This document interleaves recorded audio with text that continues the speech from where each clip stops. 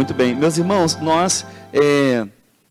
nós tivemos o Atos 1, foi muito especial para nós, porque você pôde acompanhar conosco aqui dentro de Atos 1, como a igreja primitiva, ela caminhava mediante um crescimento de que levou o evangelho praticamente, na época dos apóstolos, 50 anos dos apóstolos, da vida apostólica, em tudo aquilo que eles entendiam como confins, tudo aquilo que eles entendiam como fim do mundo para eles. Nós sabemos que depois, principalmente depois do século XV, as grandes embarcações vão descobrir novas terras, novos povos, e assim vai surgir novas pessoas. Mas naquilo que os apóstolos entendiam como confins, tanto que o apóstolo São Paulo, na sua empreitada, ele disse, olha, eu cheguei a pregar o evangelho em todas as partes, onde Jesus não havia sido pregado, eu preguei. E nós então falamos sobre isso em Atos 1, e mostramos que o livro de Atos é um tratado de 2 volumes. Nós tivemos o primeiro volume com o Evangelho, o autor do livro é o Lucas, e ele vai, no Evangelho de Lucas, do seu Evangelho, ele vai dizer tudo o que Jesus começou a fazer e a ensinar. No livro de Atos, ele já quer mostrar tudo o que Jesus continua a fazer através da igreja no poder do Espírito Santo. Esse é o livro de Atos. Ele endereça para Teófilo, o amado, um alto oficial romano, mas o que chamou a atenção desse homem de Deus, Lucas, é a movimentação da igreja. Como a igreja, num espaço histórico de 30 anos, se locomoveu de tal maneira que atingiu e chegou a lugares inimagináveis.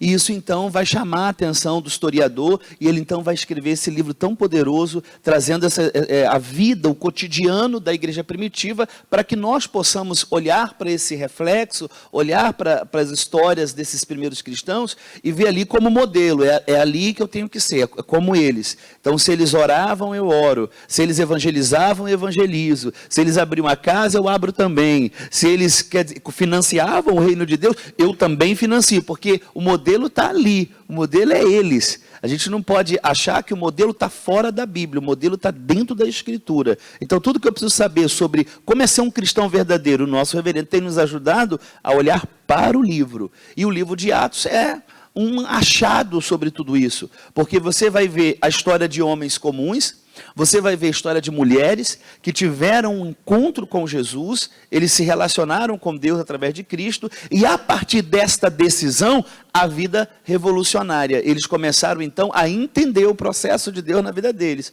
Começaram a entender que agora eles estão agora como agentes de Deus na terra, são embaixadores. E eles agora vão anunciar esse evangelho a todos os lugares por onde passar. Isso nós vamos ver.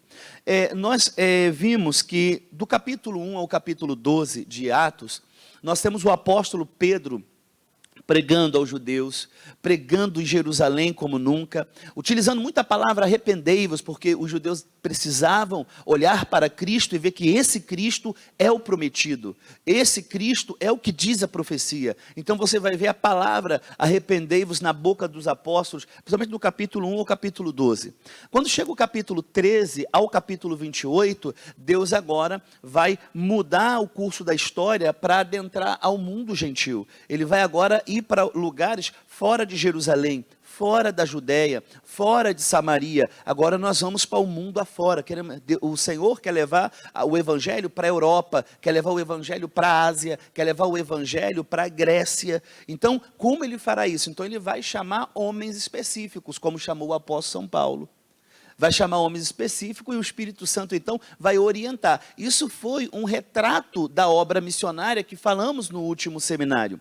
Entretanto, nós vamos ver hoje que a grande obra, a grande conversão em massa se dará por parte da igreja, dos crentes, em todos os lugares que vão se convertendo e eles vão anunciando o evangelho. E isso, haja vista que quando você lê a própria carta aos Romanos, o próprio apóstolo Paulo não foi lá abrir aquela igreja, mas já encontrou um povo lá. Isso nós vamos ver no decorrer do que nós vamos estudar. Muito bem, é interessante que a igreja de Atos, a gente consegue ver um retrato muito claro da igreja de Atos. Em Atos capítulo 1, o versículo 8, é bom lembrar que Atos começa com Jesus ressuscitado, tá? 40 dias ele prega, depois da sua ressurreição, anunciando o reino, e no 1:8 ele diz o seguinte: mas recebereis poder ao descer sobre vós o Espírito Santo, para ser testemunha, tanto em Jerusalém, Judeia, Samaria, até os confins da terra. Lucas traz essas palavras aqui, importantes do Senhor, em consonância com o último capítulo do Evangelho de Lucas, capítulo 24, do versículo 45, que ele vai dizer que o Senhor Jesus, que em nome dele, deveriam pregar o arrependimento em todas as nações. O Lucas fecha o evangelho assim: olha, com as palavras de Jesus, em meu nome, vocês devem pregar o arrependimento a todas as nações. E ele então, como farão isso? Agora, uma vez cheios do Espírito Santo, eles serão testemunhas. Daí, quando abre o livro de Atos, lembremos, um tratado tem 2 volumes. Nós temos o primeiro lá em Lucas e temos o segundo aqui. Este livro, o Lucas vai dar muita importância às expressões sobre o Espírito Santo. E veio o Espírito Santo sobre eles, e caiu o Espírito Santo, e desceu o Espírito Santo. Por quê? Porque o Espírito Santo, ele vai governar o livro. Haja vista, nós já ouvimos aqui que esse livro era para ser dito Atos do Espírito Santo, a maneira com que o Espírito Santo vai agir. Você vai ver o Espírito Santo proibindo, vai ver o Espírito Santo falando, vai ver o Espírito Santo dirigindo, olha, eu não quero isso, eu quero assim. Quer dizer, o Espírito Santo participando das reuniões, o Espírito Santo, tudo pelo o poder do Espírito Santo. Amém? É lindo porque no capítulo 2 vai acontecer aquela maravilhosa descida do Espírito Santo, onde todos vão ser cheios, completamente cheios, vão falar em outras línguas, como uma evidência desse batismo. E em Jerusalém está acontecendo algo importante, a festa do Pentecoste. A festa do Pentecoste era logo em seguida da festa das primícias. E é interessante que na festa das primícias, o israelita ia lá, tirava a primeira parte para entregar ao Senhor. E ele pregava, tirava aquela parte de toda a sua colheita, ia ao sacerdote, entregar ao sacerdote. E o sacerdote dava a ele uma promessa que iria se cumprir na festa do Pentecoste, que era a porção dobrada, que era tudo aquilo que eles deram, eles vão ter muito mais agora na festa do Pentecostes. Então era uma gratidão àquilo que ficou das primícias. E o que eles receberam? Muito mais, porque foi nesta festa, durante essa festa, que o Espírito Santo desceu sobre os gentios, sobre os judeus, desceu sobre os apóstolos. E ali naquela casa, naquele cenáculo, todos foram cheios do Espírito Santo, começaram a falar em outras línguas, de maneira que as grandezas de Deus eram ouvidas do lado de fora, porque como era uma festa, judeus de diversas partes do mundo que estavam espalhados, ouviam as grandezas de Deus na sua própria língua materna. Isso, glória a Deus, isso, aleluia, isso fez com que o evangelho se difundisse. Daí teremos 2 grupos de evangelização. Nós teremos a evangelização por parte dos missionários que Deus vai chamar, pessoas que Deus vai chamar para eleger, pessoas que Deus vai chamar para um propósito, como os apóstolos, para abrir algumas frentes missionárias, mas teremos também o grupo de irmãos convertidos, de pessoas que nasceram ali a partir de Jerusalém, nós vamos ver isso, que vão anunciar o evangelho a diversos lugares, de maneira que quando Paulo chegar em certos lugares, já vai ser igreja constituída, como a própria Antioquia da Síria. Ali já tem mestres, doutores, já tem uma igreja instituída e missionárias enviando missões. Amém? Muito bem. O que acontece depois disso? A igreja, então, começa agora a se locomover. Os crentes, os primeiros cristãos, eles perseveravam, primeiro na doutrina dos apóstolos. O que era norteador na mente dos discípulos não era o que há de novo. E olha que quando a gente às vezes falando o que há de novo hoje, é fácil. Aí você, mas antigamente, ora, lembra de Gamaliel quando vai falar sobre os que se levantam, dizendo ser Cristo, dizendo que ele diz, tem vários por aí, Teudas foi um deles, levantou, quer dizer, então existia muitas novidades na época também. Só que o que essas novas almas querem, eles querem aquilo que ouviram da boca de Pedro. Aquilo que eles ouviram naquele dia do Pentecoste, que foi causador da conversão deles, é aquilo que eles queriam. Então, era uma igreja que perseveravam na doutrina apostólica. E aí, quando você abre aí o Atos 2, o versículo 42, eles perseveravam na doutrina dos apóstolos, na comunhão, no partir do pão, nas orações. Aí, ó, em cada alma havia temor, muitos prodígios e sinais eram feitos por intermédio dos apóstolos. Aí, ó, todos os que criam estavam juntos e tinham tudo em comum. Vendiam suas propriedades e bens, distribuíam o produto entre todos, à medida que alguém tinha necessidade, e diariamente perseveravam unânimes no templo, partindo do pão de casa em casa, e tomando as suas refeições com alegria e singeleza do coração. Ao 47, louvando a Deus, e contando com a simpatia de todo o povo, enquanto isso, acrescentava-lhe o Senhor dia a dia o que iam sendo salvos. Eu queria chamar a atenção para e contar com a simpatia de todo o povo. Por quê? Na mente do novo convertido apostólico, esses crentes que se converteram, o que era o ensino dos apóstolos? Eram as palavras do Senhor Jesus, as ordenâncias do Senhor Jesus. E o Senhor Jesus, o que ele mais havia advertido os apóstolos é que eles deveriam anunciar o evangelho. E isso não ficaria só os apóstolos, deveria ser para todas as ovelhas. Daí, quando os apóstolos ensinavam, estava ensinando Marcos 16:15, estava ensinando Mateus 28, estava ensinando as palavras lá de Ezequiel. Quer dizer, você é o atalaia. Então, as ovelhas, quando nasciam com uma responsabilidade. Então, agora, uma vez salvo, agora, uma vez que eu já fui à cruz, eu já experimentei da redenção, eu tenho agora um compromisso de que, disso que aconteceu comigo, agora levar a outras pessoas. Levar para quem? Para outras pessoas. Isso é muito comum aqui. Aí, para isso, contava com a simpatia. Você imagina, contar com a simpatia do povo, você imagina o que os crentes não faziam para poder ser um instrumento de levar o evangelho. De levar o evangelho. Então, tudo aquilo que estava dentro do alcance dos crentes, eles estavam dispostos a fazer a fim de proclamar o Senhor Jesus a essas pessoas. Daí veremos no livro de Atos algumas estratégias que os crentes vão utilizar. Por quê? O que se tinha para a época para a propagação do evangelho? Os cristãos vão utilizar. Olha, vamos utilizar as casas. Todos os dias no templo e nas casas. Então, muitos cultos eram realizados nos lares.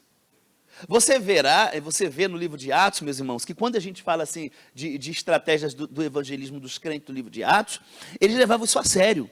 Eles levavam isso tão a sério que para eles, por exemplo, convidar alguém para o seu lar era tão importante porque, primeiro, o cunho pessoal. Você vai estar direto com a pessoa agora vai poder ver a transformação do evangelho feita na tua vida. Você imagine no mundo antigo quantas situações familiares destruídas por causa do contexto da época, de imoralidade, de idolatria, de uma série de coisas, e agora vão entrar numa casa de alguém que serve a um Deus único, vive uma vida santa e que tem um propósito de vida. Que tem um propósito.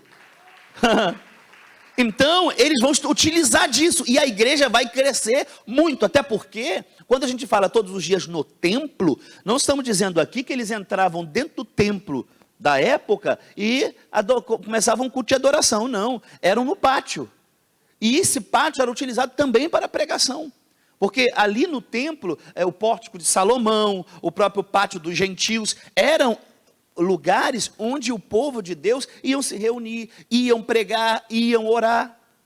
Quem está entendendo? Amém? Então nós como igreja hoje do Senhor Jesus Cristo, que temos a graça de Deus de estar numa igreja que respira a igreja primitiva, nós então temos que olhar para isso e falar, então eu preciso ser igual, eu preciso fazer isso. Então se a minha casa não foi aberta, algo está errado comigo, eu não estou igual ao modelo. Eu tenho que estar igual ao modelo. Amém? Eu tenho que estar o quê? Igual ao modelo. Nós veremos no próximo intervalo que o apóstolo São Paulo, quando escrever carta aos irmãozinhos da igreja de Tessalônica, vai dar um elogio importante. Vocês são modelos. Então, o que me faz ser um modelo é eu olhar para o que está firmado, fundamentado, como na igreja de Atos, e eu vou seguir isso. Eu não posso tentar me dirigir, eu não posso tentar eu querer dominar a minha vida. Não, a casa eu não vou abrir, minha casa é pequena. Mas o Senhor Jesus, quando mandou chamar, não mandou chamar se sua casa é pequena. O problema não é a casa, não, irmão. Ele está querendo o ponto de encontro para poder o evangelho dele, que é espaçoso, que é grandioso, que entra nos corações e limpa e protege, guarda e livre, e faz a redenção completa, a expiação completa, nos corações que vão entrar em contato com a gente. Amém? Glória a Deus. E isso a gente vê isso muito claro aqui dentro do livro. É interessante que 70% do livro de Atos será reservado para as viagens missionárias. 70%.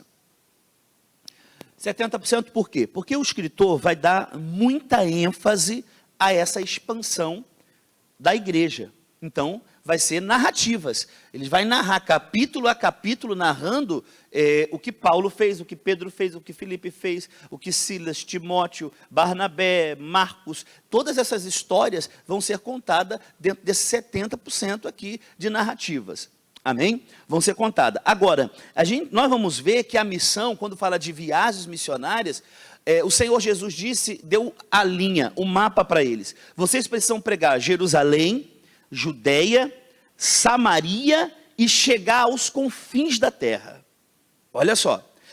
Bom, de cara ali em Jerusalém, depois daquela conversão em massa, Pedro começa então a pregar o evangelho junto com os irmãos, as ovelhas começam a pregar. Aí é interessante que, quando a gente chega, abre o capítulo 4 aí para a gente, vamos ver esse avanço agora, até chegar às viagens. Capítulo 5, versículo 42, diz assim, ó: e todos os dias no templo e de casa em casa não cessavam de anunciar e de pregar a Jesus, o Cristo. Repara que ele fala no templo e de casa em casas. Ou seja, eles tinham aquela modalidade de trazer a pessoa para o seu lar, de anunciar o evangelho no seu lar, mas também de ir até os pecadores, de ir até onde eles moravam, de ir até onde tinha um amigo, tinha alguém para anunciar o evangelho. Assim a igreja foi crescendo, assim a igreja foi se expandindo de maneira gloriosa, e ao ponto de no capítulo 9 de Atos, no versículo 31, diz assim já, ó, imagina, eles seguiram essa norma, eles seguiram essa ordenância do Senhor Jesus. Aí quando chega no capítulo 9, versículo 31, diz assim, ó: a igreja na verdade tinha paz por toda a Judéia, Galiléia, Samaria, edificando-se e caminhando no temor do Senhor e no conforto do Espírito Santo, e fazia o quê?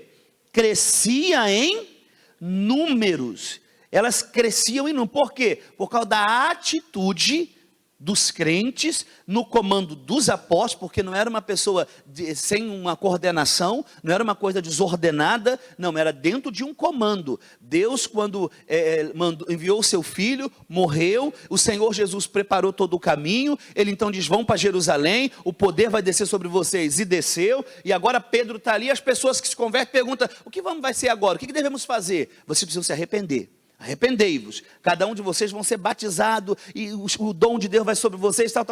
Agora, como é que vivem esses cristãos? Aí quando você continua lendo, você vê que eles estavam o quê? Perseverando na doutrina, estavam na igreja, estavam na ceia, estavam na evangelização, estavam na contribuição. Isso vai ser muito comum no livro de Atos, amém? E aí quando você vê que essa igreja cresce, quando você vê que esta igreja vai se expandindo, também vai gerar muitas perseguições, vai gerar muitos açoites. O primeiro mártir foi Estevão.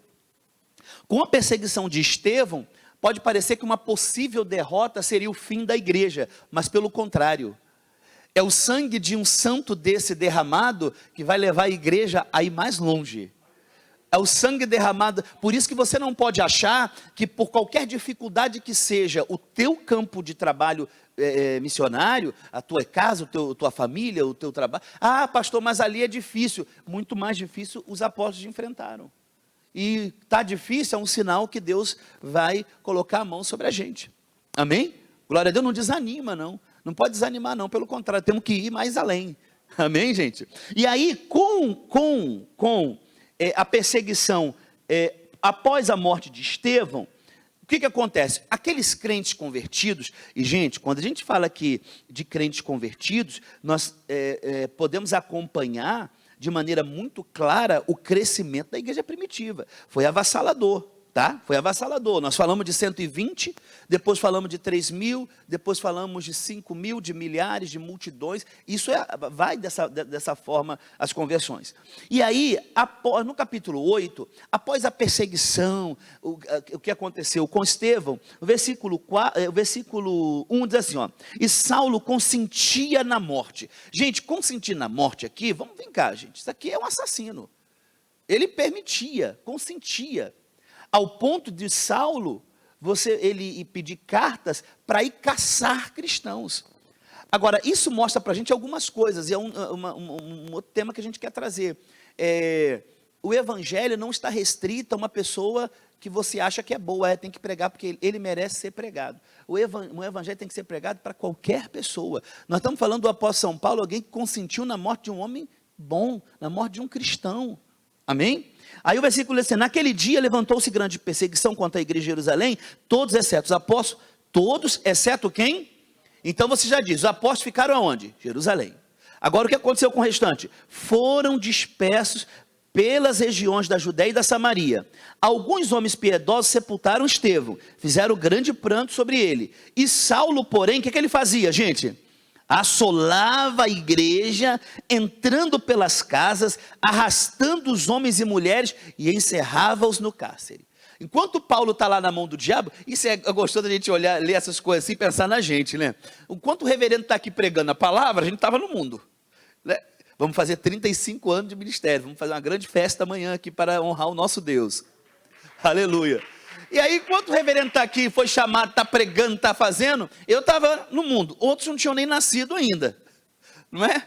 Outros não tinham, você imagina, quer dizer, quando o reverendo estava aqui em 85, eu estava lá com 7 anos. Uma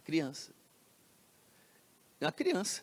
Mas Deus, a partir da obediência de um homem, que é o nosso reverendo, já viu lá na frente. Aí agora olha o Paulo aqui, ó. Enquanto Paulo está encarcerando, enquanto Paulo está consistindo na morte, Deus está falando, olha, é ele que eu quero.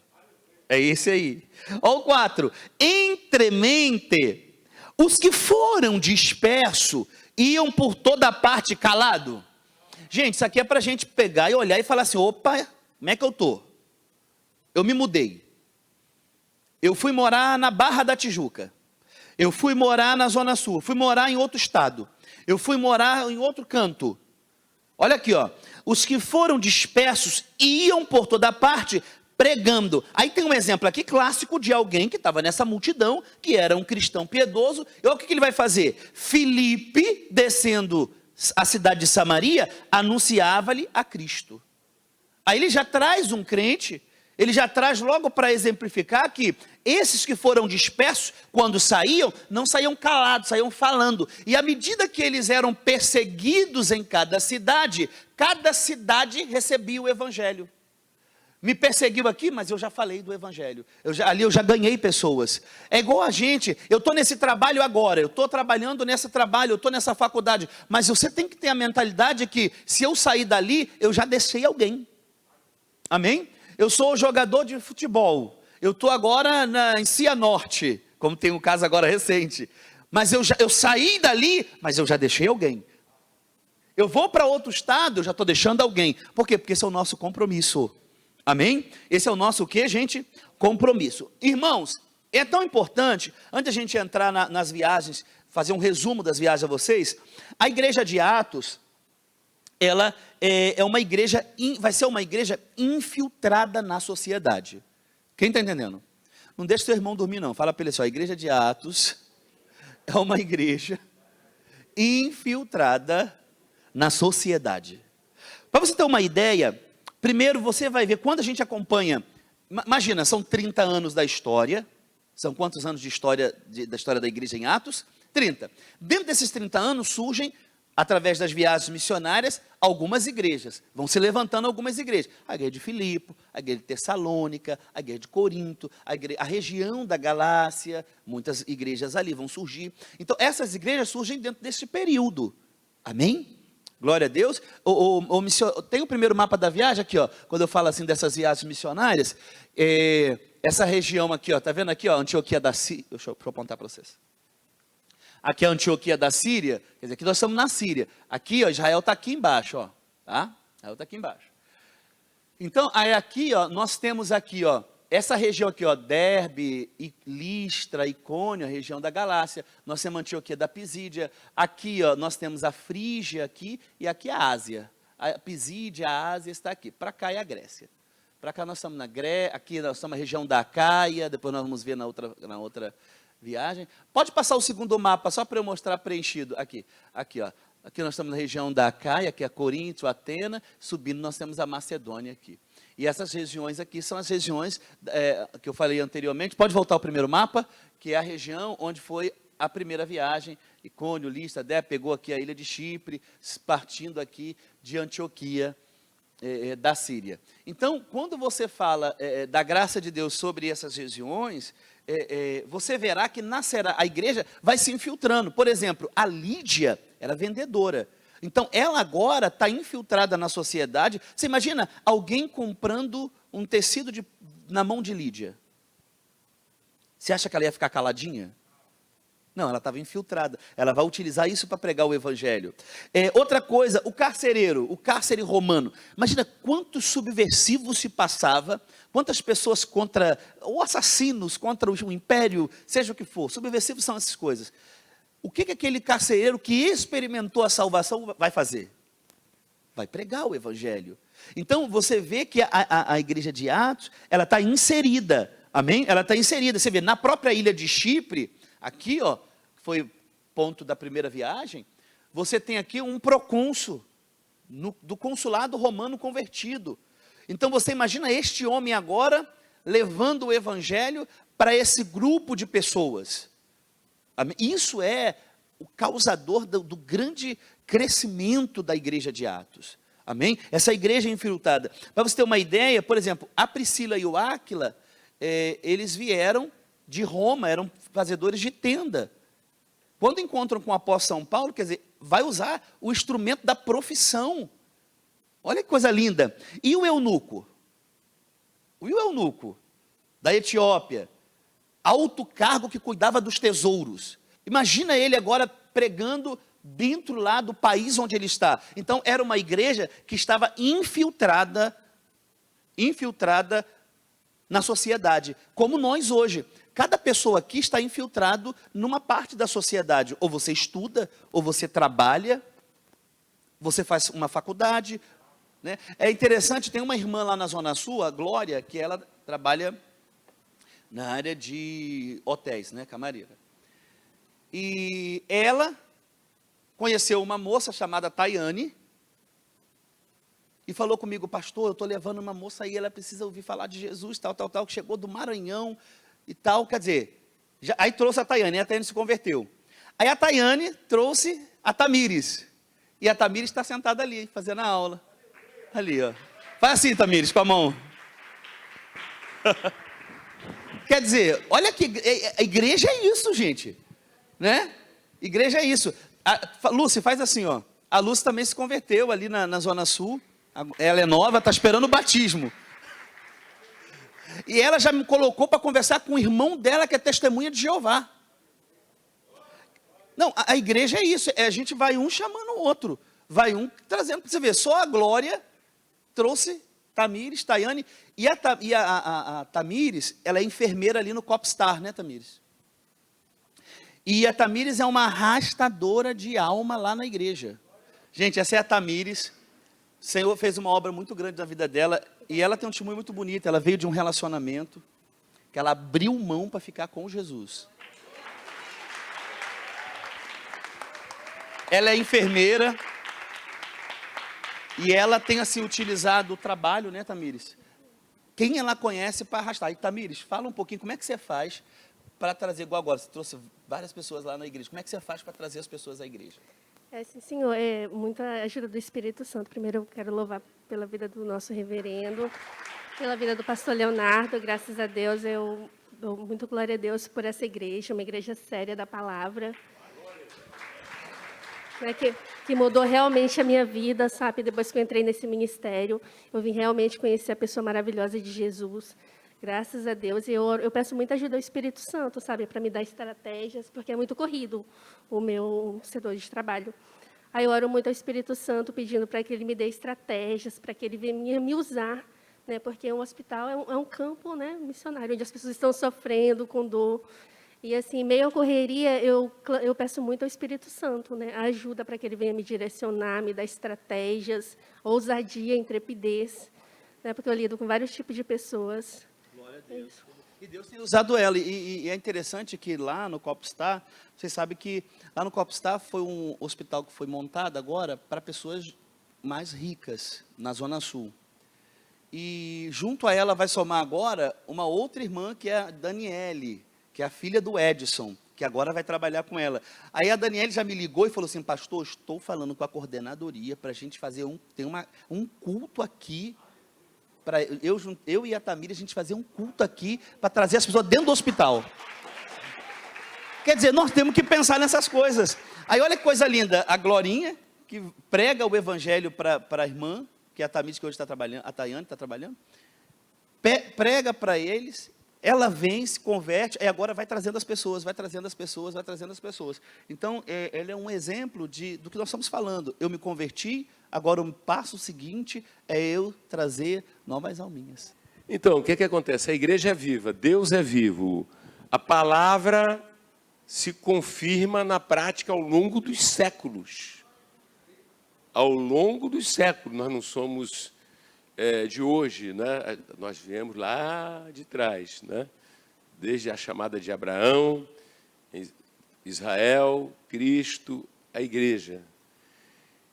Temos a certeza que estamos vivendo tempos que antecedem a volta do Senhor Jesus, porque está uma tristeza o negócio, né? É apostasia de um lado, é mundanismo do outro lado, é tipo de igreja que não tem nada a ver com Jesus, com o sangue de Jesus, né? Não tem nada a ver com a mensagem genuína. Vocês estão entendendo ou não? Então, é um perigo, é um período perigoso, é uma época perigosa, que é a época de sedutores, de enganadores, de falsos profetas, mas também é uma época que tem os 7.000 que não dobraram os joelhos e estão agarrados no altar, estão agarrados na fidelidade das Escrituras Sagradas e crendo que onde quer que alguém se torne um cristão genuíno, que passou pela cruz do Calvário, não é? Foi reconciliado com Deus por meio do sangue, o poderoso sangue, e tornou-se uma morada, habitação do mesmo Espírito Santo que desceu no dia de Pentecoste e depois em Samaria, e depois ali em Éfeso, e ao longo dos séculos, chegou no Brasil, né? Enfim, chegou até nós. Então, onde tiver alguém que, como gratidão, se comprometeu com Jesus e que leva a sério o grande mandamento: amará a Deus sobre todas as coisas, sobre todos, e ao próximo como a ti mesmo, entenderá que o maior benefício, a maior caridade a se fazer a uma pessoa é lhe mostrar o caminho do céu para tirá-la do caminho do inferno. Então, me parece que parte dos crentes perderam essa sensibilidade, o perigo, quer dizer, toda hora tem morto, toda hora alguém morre, toda hora alguém morre, toda hora alguém morre, não é isso? Nós vemos aí Covid, ou antes da Covid, ou pós-Covid. Então, nós lidamos com a eternidade. Então, o que acontece? Quando alguém tem esse encontro com Cristo, todas as áreas da vida dela são afetadas agora em torno de Cristo, não é? E aí vai para o trabalho, para ganhar o pão de cada dia. Mas a consciência de que está lá, antes de ganhar o pão de cada dia, ou uma realização profissional, né? a pessoa está lá para ganhar almas, ser sal, ser luz. E isso é um profundo desejo, né, que ocorre dentro do coração da pessoa, de maneira que eu imagino ela no hospital trabalhando. Então, ela está ligada no Espírito Santo, fazendo muito bem o seu lado profissional, não é isso? Não deixando a desejar em nada, um bom testemunho. Um bom testemunho é isso, né? E ela quer glorificar o Senhor, ela quer chamar a atenção para o Senhor. E de olho nas pessoas, não somente vendo o bem-estar físico, mas dizendo, ela precisa conhecer meu Jesus. Ela precisa conhecer o meu Jesus, né? Então eu creio que você chega, tem esse posicionamento, não é? Você não fica assim indiferente, né, à condição da alma das pessoas, né? Então conta para a gente mais um pouquinho. É como eu falei, né? Eu oro muito para que o Espírito Santo ele venha, né, sempre Sim. em todas as áreas, em todas as situações. Quer dizer, ela falou muito no Espírito Santo, percebeu? Tem algo do Espírito Santo. É porque eu acredito que ele que me capacita, tanto como cristã, como profissional. Porque, graças a Deus, eu realmente na área profissional não deixo a desejar, sabe? Eu chego mais cedo, sempre eu quero dar o meu melhor ali como profissional. Isso. E eu peço muito ao Espírito Santo também, principalmente como cristã, né? Que ele, em meio ao paciente com dor, a situação daquele paciente, né? Que eu venha ali pregar, que eu venha anunciar, em meio à correria ali, porque é muita correria. Mas, assim, eu oro muito para o Espírito Santo direcionar, né? Cada situação ali. Que coisa tremenda, né, pastor? E agora, recente, teve duas moças que você trouxe agora, recente, que eram suas colegas de trabalho, né? Que ela também traz as outras enfermeiras que trabalham com ela. E é o mesmo princípio, né, pastor? Para todas as áreas. O empresário, ou o ator, ou o cantor, o atleta, enfim, quer dizer, igual o jogador, né? Missão de esporte. Ele está lá no clube, está de olho nos colegas. Né? Sim, senhor. Está de olho nos profissionais do esporte, pessoal ligado à imprensa e até torcedor. E daqui a pouco as coisas vão acontecendo. Mas o que quer se acentuar, meus amados irmãos presentes e online, é que você se dá conta que você não pertence a você, porque nós pertencemos agora a Deus, propriedade de Deus, né? Somos propriedade de Deus e vivemos uma vida com propósito. Você está conectado com o Espírito Santo para cumprir essa missão, não importa. Tudo é uma oportunidade, né? Tudo deve ser uma oportunidade. Então, quando está batendo muito em Atos dos Apóstolos, né, e trazendo a memória,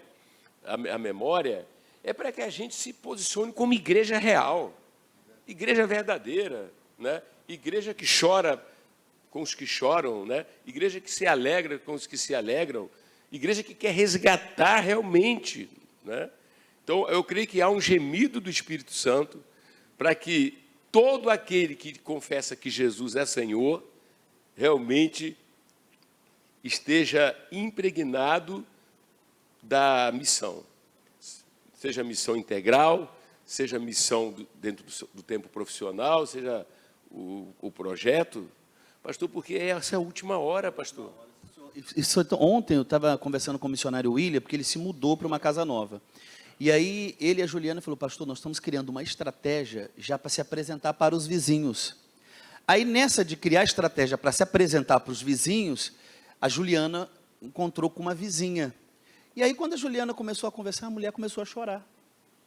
Ela ia conversar, que é uma vizinha nova, tal, que estava... Começou a chorar. Conclusão, fizeram o primeiro culto. Ontem, a mulher foi de manhã à noite, já fizeram o primeiro culto na casa da mulher. Aí, na hora, o William me liga de lá, eu falei, William, pergunta onde mãe, pai, onde tem mais gente que eles conhecem. Aí já ligou para a mãe que está com depressão, e eu devo ir semana que vem na casa da mãe, que mora em um outro condomínio. Quer dizer, olha como Deus é. O casal que se importa, está morando agora num lugar novo. Eu vou agora fazer estratégia para conhecer vizinhos. Já a Juliana vai conversar com a moça começa a chorar, o Espírito Santo nela. E aí o que acontece? Já começa um culto, eles já aceitam o discipulado, então que eu vou estar dando a primeira aula segunda-feira para eles. Eles vão estar no culto, vai uma hora antes. Olha como é que Deus ele se move. É o Espírito Santo. Muito obrigado, tá? Que Deus te abençoe. Seu testemunho é um testemunho que glorifica a Deus. Sim, senhor. E é um testemunho que estimula, que motiva. Porque essa missão é a missão de todos. Todos. Diga assim comigo, evangelismo é a missão de todos. Aleluia. Isso é uma coisa boa para poder assim você ter na sua cabeça, sabe? É preciso ter isso se queremos justificar sermos designados cristãos. É verdade. Amém? Cristão, nós temos modelo, né? E temos a responsabilidade da nossa geração. Tá, pastor? Glória a Deus. Vamos louvar a Deus pela vida do nosso reverendo. Glória a Deus. E a gente, quando chega no capítulo 13, meus irmãos, é o capítulo onde o Senhor Jesus agora vai se utilizar das missões integrais. Uma missão integral. O que é isso? Ele vai chamar aquele que era o assassino, aquele que trancava nas prisões, aquele que fazia, acontecia, vai pegar este homem agora e para um propósito, levará ele agora a abrir frentes missionárias. E aí, quando a gente pega o capítulo 13, nós estamos já falando de uma igreja instituída, já existe uma igreja nesse local. Isso aqui é uma região da Síria, olha aqui, essa Antioquia. Havia 16 cidades, eu sempre falo isso, né? Havia 16 cidades com o nome Antioquia. Só que Antioquia da Síria, Antioquia da Pisídia eram as mais importantes. A Síria muito mais. Então, aqui ele sai, aqui havia uma igreja aqui, ele vai se reunir à igreja, ele é um novo convertido agora, para você ter uma ideia, Lucas dá muita importância à conversão do apóstolo São Paulo, ao ponto de narrá-la 3 vezes. Ele traz a conversão dele durante três episódios, ou é o próprio Lucas falando, ou ele transcreve as palavras de Paulo, o próprio Paulo dando testemunho de quem ele era, e a importância que é alguém como ele se converter. Por isso que você vai ver muitas pessoas subversivas no livro de Atos. Você vai ver endemoniados, você vai ver pessoas que utilizavam para lucro, né, essas coisas de vender adivinhações. Você vai ver ali pregar para presos como Onésimo, que foi ganhado dentro da prisão. Imagina, entrar na prisão e encontrar um apóstolo. Onésimo. Amém? E pessoas como o apóstolo São Paulo. Aí no capítulo 13, ele diz assim, ó, havia na igreja de Antioquia profetas, mestres, Barnabé, Simeão, sob o nome Níger, Lúcio de Cirene, Manaém, Colasso de Herodes, o tetrarca e Saulo. E servindo eles a quem? Ao Senhor, e jejuando, disse o Espírito Santo, separai-me a Barnabé e Saulo para a obra que eu tenho chamado. Então, jejuando e orando, impondo a mão sobre ele, fizeram o que, gente? Os despediram. Enviados pelo Espírito Santo, desceram até a Seleucia e navegaram para a ilha de Chipre. A Seleucia ficava aqui, era um porto, não está aqui, mas ele ficava aqui. E vão aqui para o Chipre, e essa pequena ilha aqui vai ser impactada pelo Evangelho. De cara, nós vamos ter ali o procônsul, Paulo vai pregar para o procônsul, Elimas, o mágico, vai tentar impedir, possuído, endemoniado, vai tentar impedir que o evangelho chegasse no coração do procônsul, mas o diabo pode se levar, aonde você for para pregar o evangelho, vai ter demônio, pode ter certeza. Agora, ele também sabe que o reino de Deus, através de você, está chegando, e as portas do inferno não podem prevalecer, não pode ter certeza disso. Glória a Deus, amém? E aí, meus irmãos, é lindo porque você está aqui na primeira viagem missionária, aí eles vão, aqui tem Barnabé, Saulo e Marcos, vão adentrar aqui a região da Galácia, o Marcos vai, a gente fala meganhar, vai voltar, medo, uma série de coisas, mas isso não impede a igreja de maneira nenhuma. Barnabé pega ele e vai para um outro lado, porque cria uma desavença com Paulo, porque Paulo não quer levar agora para uma segunda empreitada missionária, alguém que desistiu, poderia prejudicar o trabalho. E aí o que acontece? Paulo volta à igreja de Antioquia, de onde ele foi encomendado, e aí ele vai para a segunda viagem. Pode passar o mapa, por favor, meu filho? Aí na segunda viagem missionária, amém. Aí na segunda viagem missionária, você pode abrir o capítulo 16. Chegou aonde? Agora ele vai chegar na região da Galácia. Derbe, Listra. E a região da Galácia, gente, era uma região muito populosa. Era uma região com muitas almas. Eram cidadezinhas com um número de pessoas muito grande. E era importante para o apóstolo estar ali. E aí, quer dizer, isso é uma realidade da missão. É a missão integral. É a missão do apóstolo. O Espírito Santo, ele orientou a fazer dessa forma. Só que nós, no outro intervalo, vamos ver agora a missão por parte da igreja, por parte dos membros. Agora aqui é o apóstolo, agora aqui é o Paulo, vai ser o Timóteo, vai ser o Tito, entenderam? Muito bem. Aí o 16, e chegou também a Derbe, a Listra, havia ali um discípulo chamado Timóteo, filho de uma judia crente, mas de pai grego. Deles davam bom testemunho, e os irmãos de Listra e Icônio. E quis Paulo que esse fosse em companhia, circuncidou, ao 4. E ao passar pelas cidades, entregaram aos irmãos para que os observassem. E as decisões tomadas pelos apóstolos e presbíteros de Jerusalém. Assim as igrejas eram fortalecidas aonde? Na fé, dia a dia, e faziam o quê? Você percebe que o apóstolo aqui falou assim, para acontecer o que está acontecendo em Jerusalém, para acontecer o que está acontecendo em Samaria, para acontecer o que está acontecendo nessas cidades, a própria Antioquia da Síria, vocês precisam seguir nossas orientações. Aí o versículo 4 é lindo porque ele fala, e ao passar pelas cidades, entregavam aos irmãos para que as observassem, as decisões tomadas pelos apóstolos, quer dizer, viram ali um evangelista, os presbíteros de Jerusalém, assim as igrejas eram fortalecidas na fé, todo dia, e aumentavam em números. Então, quando Paulo ia nessas regiões, ele não vai ficar ali. A região, como Tessalônica, ele ficou pouquíssimo tempo. Então, quer dizer, só vai evangelizar se tiver o apóstolo? Não, as igrejas iam crescer, porque elas seguiam a orientação do líder. Amém, gente? Elas seguiam o que, gente? Aonde eu estou aqui? A orientação de quem? Do líder. Então olha para o irmão que está ao seu lado e fala, olha, esse é o mapa da segunda viagem. O que vai acontecer nessa segunda viagem? O Espírito Santo vai impedir o apóstolo de adentrar a Ásia, partes da Ásia. E aí, numa visão à noite, um varão da Macedônia, acenando os braços, diz, vem, atravessa, vem até nós. E Paulo, então, ele vai fazer esse percurso, está vendo? Antioquia da Síria, Tarso, vai confirmando as igrejas. Aí aqui, ó, aqui em cima, assim, fica a Bitínia, o ponto, onde ele queria entrar e o Espírito de Jesus não permitiu, certo? Aí, conclusão, ele vai chegar a Trode. Trode, ele vai olhar para um outro horizonte, o horizonte da Europa. A Grécia, vamos pegar aqui a Filipos, a Tessalônica, Bereia. Então, essa região é uma região muito importante. E aí, o que o apóstolo faz? Ele vai atravessar, vem e atravessa. Aí, quando chega em Filipos, Deus já começa. A primeira capital romana naquela região, é uma cidade importante, e ali Deus já começa a operar. Ali vai haver salvação, libertação de cárcere, ali vai acontecer libertação de demônios, tudo aqui, ó, nesse cantinho aqui, amém?